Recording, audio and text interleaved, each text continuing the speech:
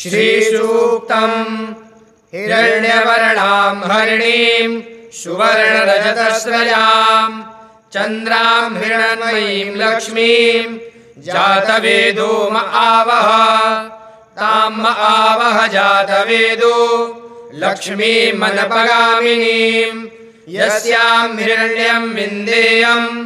गामश्वं पुरुषानहम् अश्वपूर्वां रथमध्यां हस्तिनादप्रमोदिनीं श्रियं देवीमुपहवे श्रीर्मा देवी जुषतां कांसोस्मितां हिरण्यप्राकारां आर्द्रां ज्वलन्तीं तृप्तां तर्पयन्तीं पद्मे स्थितां पद्मवर्णां तामिहोपहवे श्रियं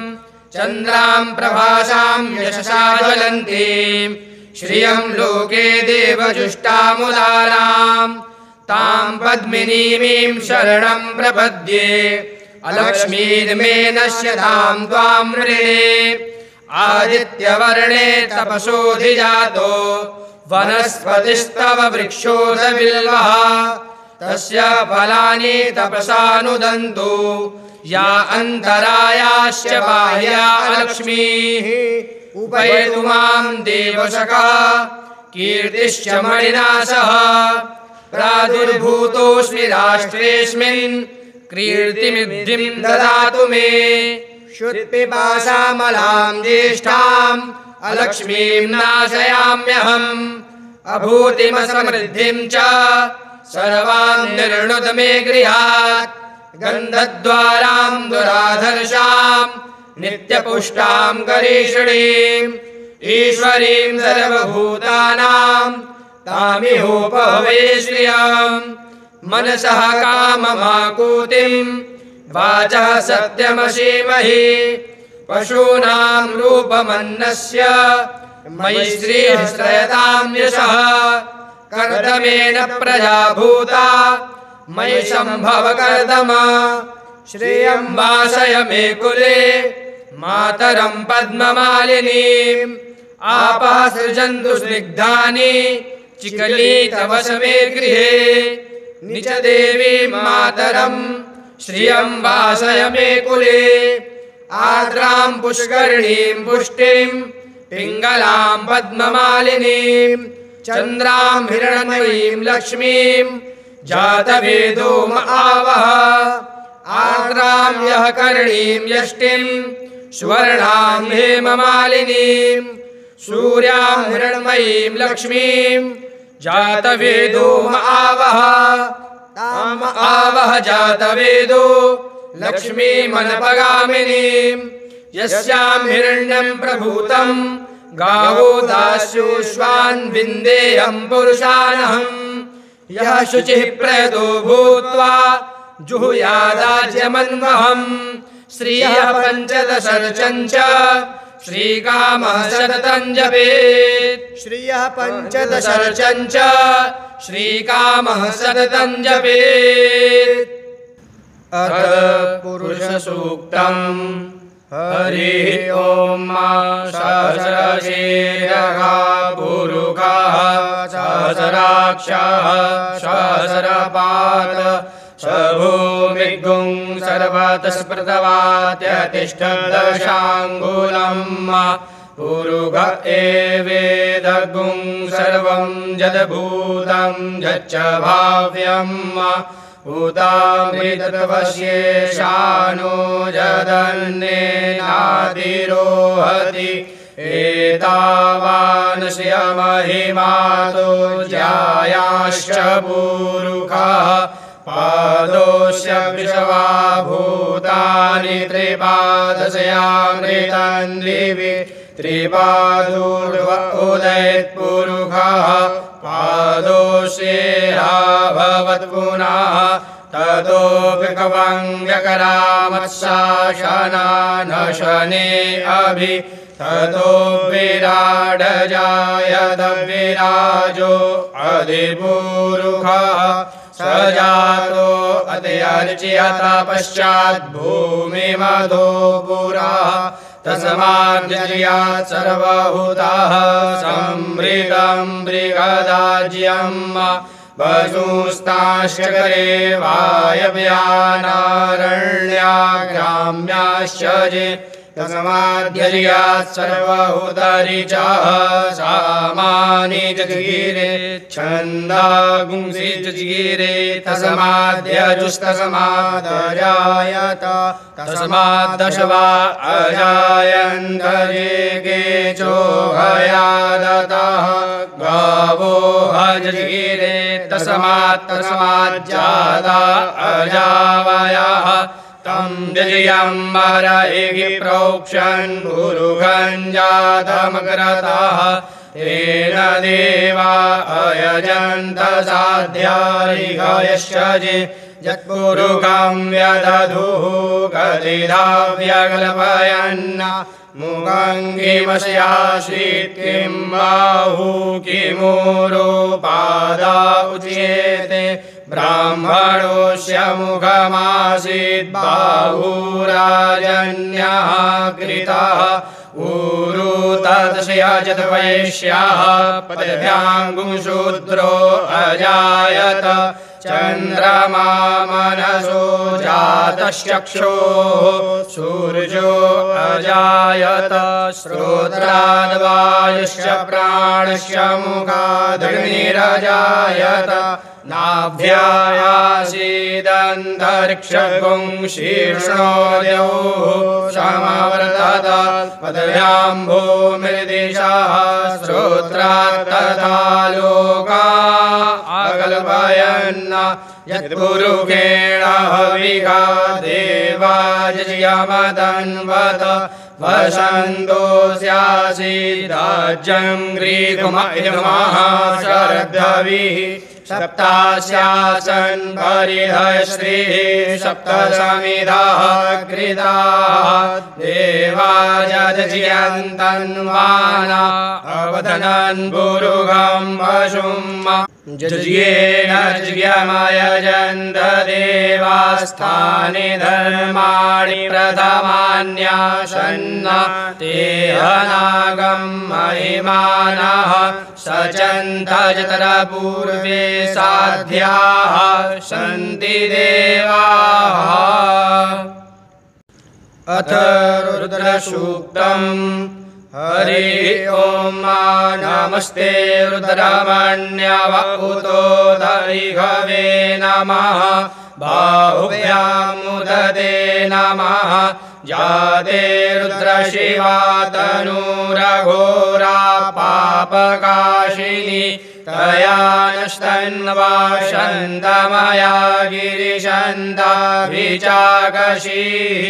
जामिघुं गिरिशन्तहस्ते बिभर्गस्तवे शिवाङ्गिरिरतां गुरुमाहिगुंषीः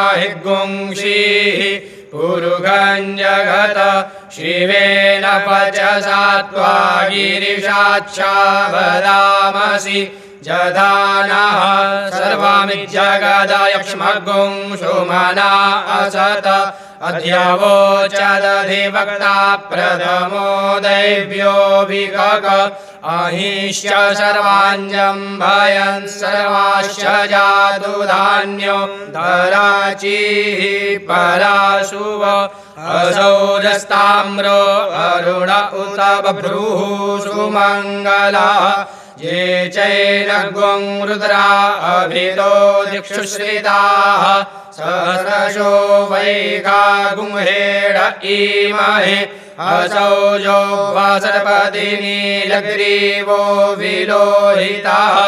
उतैनं गोपा अदृशन्नुदाहार्यः सदृष्टो मृडयादिनः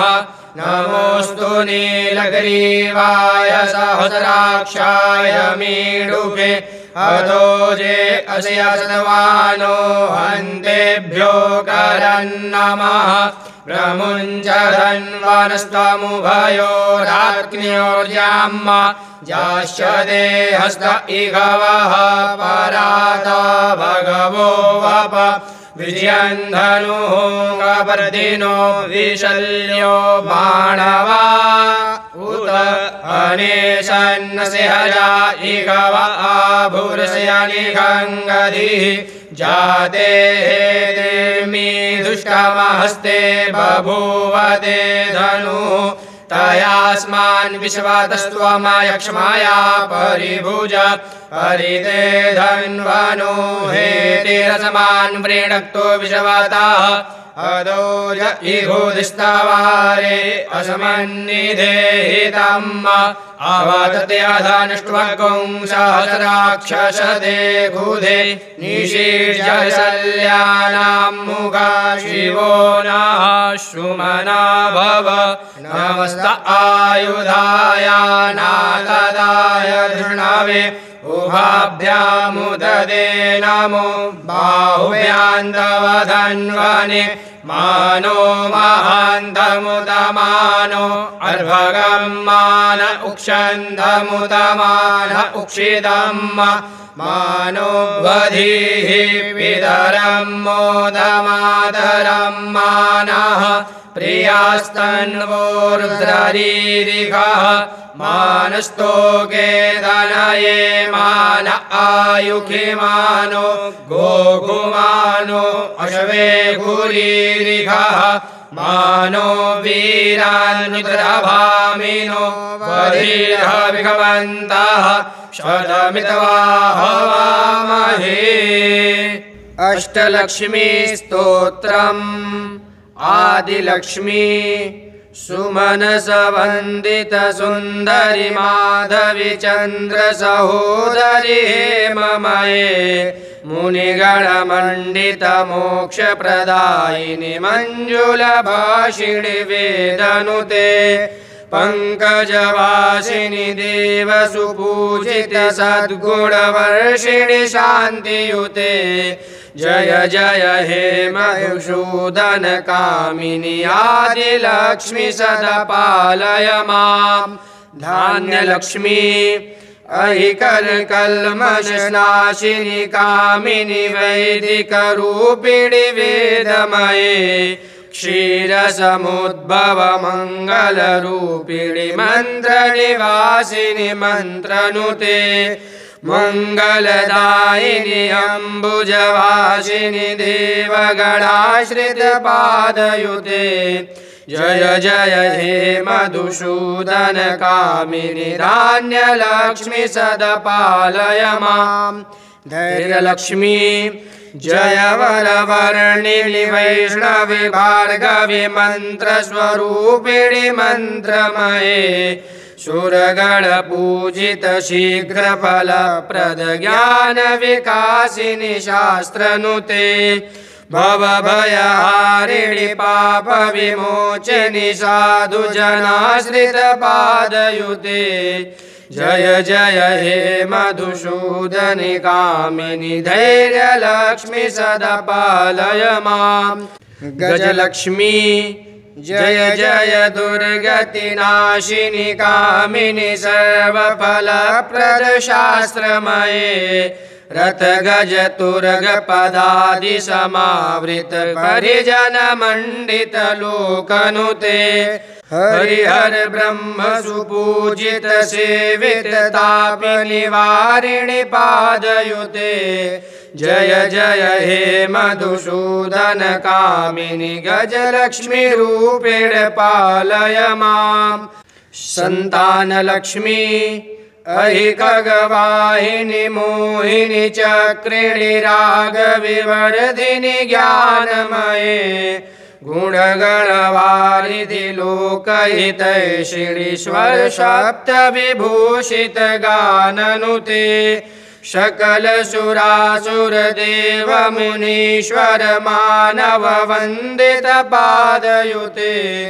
जय जय हे मधुसूदन कामिनि संतान लक्ष्मी त्वं पालय मां विजयलक्ष्मी जय कमलासनि सद्गतिदायिनि ज्ञान विकासिनि गानमये अनुदितमर्चित कुङ्कुमधूसर भूषित वासित वाद्यनुते कनकधरास्तुति वैभव वन्दित शङ्कर देशिकमान्यपदे जय जय हे मधुसूदन कामिनि विजय लक्ष्मी सदा पालय माम् विद्यालक्ष्मी प्रणत सुरेश्वरि भारति भार्गवि शोक विनाशिनि रत्नमये मणिमय भूषित कर्ण विभूषण शान्ति समावृत हास्य मुखे नवनिधिदायिनि कलिमल हारिणि कामित फलप्रद हस्तयुते जय जय हे मधुसूदन कामिनि विद्यालक्ष्मी सदा पालय माम् धनलक्ष्मी धिमि धिमि धिन् धिमि धिन् धिमि धिन् धिमि दुन्दुभिनाद सुपूर्णमये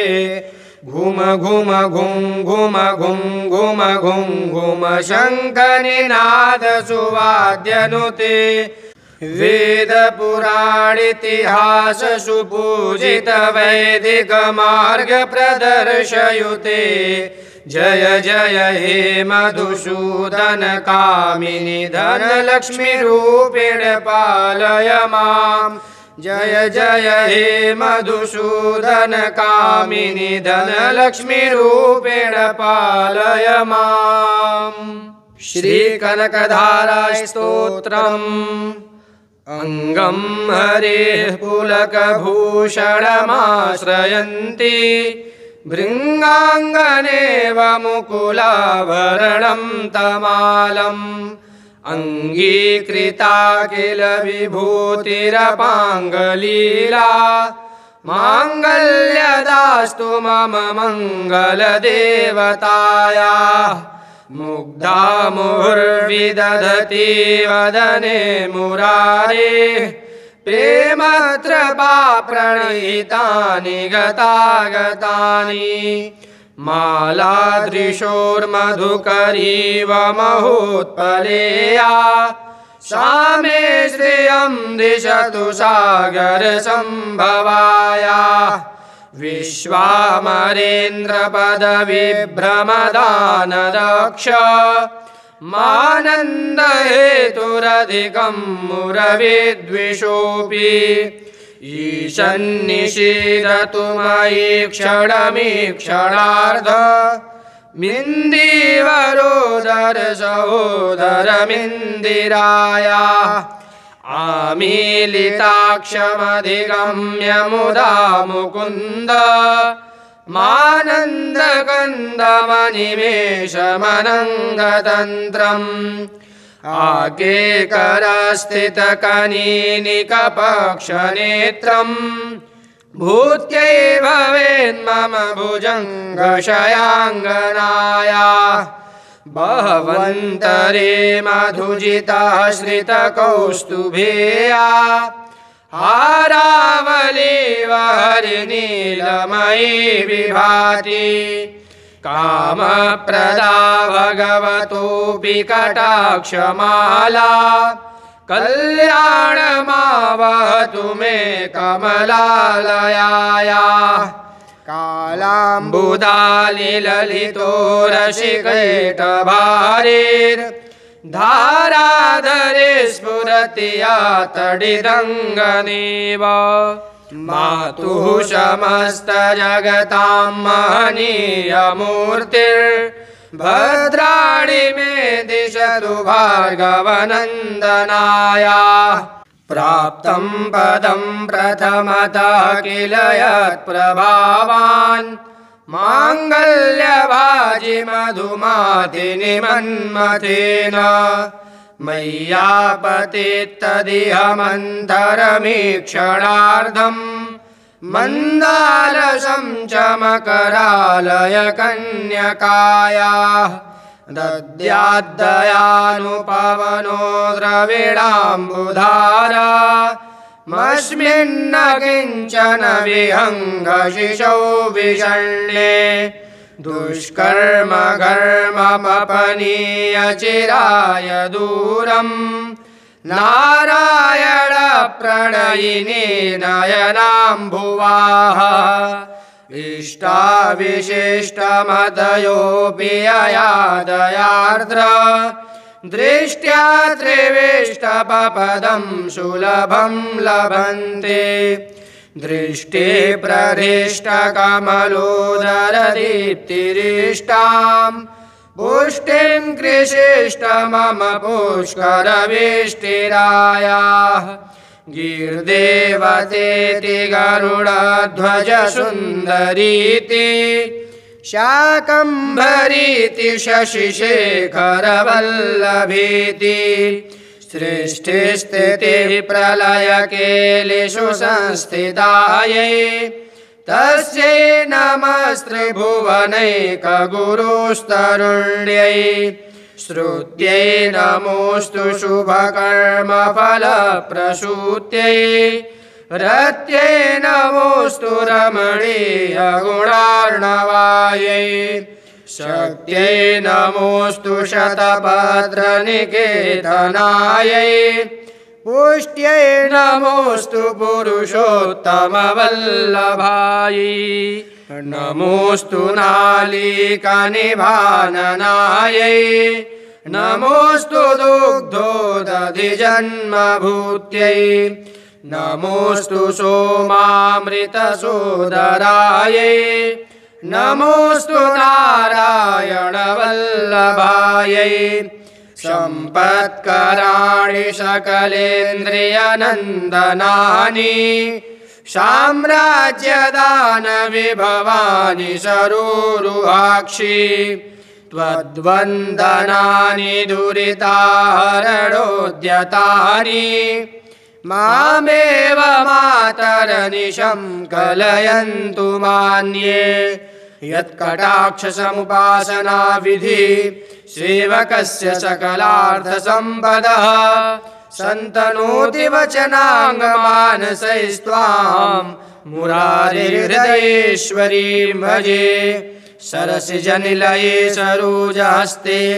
धवलतमांशुकगन्धमाल्यशोभे भगवति हरिवल्लभे मनोज्ञे त्रिभुवनभूतिकरि प्रसीद मह्यम् दिग्गस्तिभिः कनककुम्भमुखावसृष्ट सुरवाहिनी विमलचारुजलप्लुताङ्गीं प्रातर्नमामि जगतां जननीमशेष लोकाधिनाथ गृहिणीममृताब्धिपुत्रीं कमले कमलाक्षवल्लभे त्वं करुणापूरतरङ्गितैरपाङ्गैः अवलोकय माम किञ्चनानां प्रथमं पात्रमकृत्रिमं दयायाः स्तुवन्ति ये स्तुतिभिर्मुभिरन्वहं त्रयीमयीं त्रिभुवनमातरं रमां गुणाधिका गुणतर भाग्यभागिनो भवन्ति ते भुवि बुधभाविताशयाः भवन्ति ते भुवि बुधभाविताशयाः। श्रीमच्छङ्कराचार्य विरचितं कनकधारास्तोत्रं सम्पूर्णम्। श्रीगणपत्यथर्वशीर्षं हरि ओम्। नमस्ते गणपतये त्वमेव प्रत्यक्षं तत्त्वमसि त्वमेव केवलं हरदासि त्वमेव केवलं धरदासि त्वमेव केवलं हरदासि त्वमेव सर्वं कल्पितं ब्रह्मासि त्वं साक्षादात्मासि नित्यं ऋतं वच्मि सत्यं वच्मि अवध्वं माम् अववक्तारम् अवश्रोतारम् अवदातारम् अवधातारम् अवानुजानवशिष्यम् अवपश्चात्तात् अवपुरस्तात्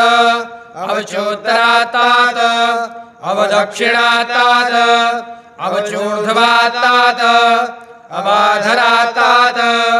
सर्वतो मां पाहि पाहि समन्तात् त्वं वाङ्मयस्त्वं चिन्मयः त्वम् आनन्दमयस्त्वं ब्रह्ममयः त्वं सच्चिदानन्दाद्वितीयोऽसि त्वं प्रत्यक्षं ब्रह्मासि त्वं ज्ञानमयो विज्ञानमयोऽसि सर्वं जगदिदं त्वत्तो जायते सर्वं जगदिदं त्वत्तस्तिष्ठति सर्वं जगदिदं त्वयि लयमेष्यति सर्वं जगदिदं त्वयि प्रत्येति त्वं भूमिरापो नलो निलो नभः त्वं चत्वारि वाक्पदानि त्वं गुणत्रयातीतः त्वं देहत्रयातीतः त्वं कालत्रयातीतः त्वं मूलाधारस्थितोऽसि नित्यं त्वं शक्तित्रयात्मकः त्वां योगिनो ध्यायन्ति नित्यं त्वं ब्रह्मा त्वं विष्णुस्त्वं रुद्रस्त्वम् इन्द्रस्त्वम् अग्निस्त्वं वायुस्त्वं सूर्यस्त्वं चन्द्रमास्त्वं ब्रह्म भूर्भुवः सुवरों गणादिं पूर्वमुच्चार्य वर्णादिं तदनन्तरम् अनुस्वारः परतरः अर्धेन्दुलसितं तारेण रुद्धम् एतत्तव मनुष्वरूपम् गकारः पूर्वरूपम् अकारो मध्यमरूपम् अनुस्वारश्चान्त्यरूपम् बिन्दुरुत्तररूपम् नाथासन्धानम् संहिता सन्धि शैषा गणेश विद्या गणकऋषिः निचरिद्गायत्री छन्दः श्रीमहागणपतिर्देवता ॐ गङ्गणपतये नमः एकदन्ताय विद्महे वक्रतुण्डाय धीमहि तन्नो दन्ती प्रचोदयात् एकदन्तं चतुर्हस्तं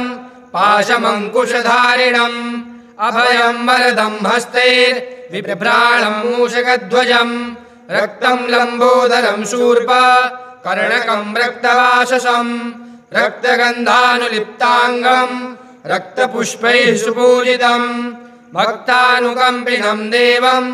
जगत्कारणमच्युतम् आविर्भूतं च सृष्ट्यादौ प्रकृतेः पुरुषात् परम् एवं ध्यायति यो नित्यं स योगी योगिनां वरः नमो व्रातपतये नमो गणपतये नमः प्रमथपतये नमस्तेऽस्तु लम्बोदरायैकदन्ताय विघ्नविनाशिने शिवसुताय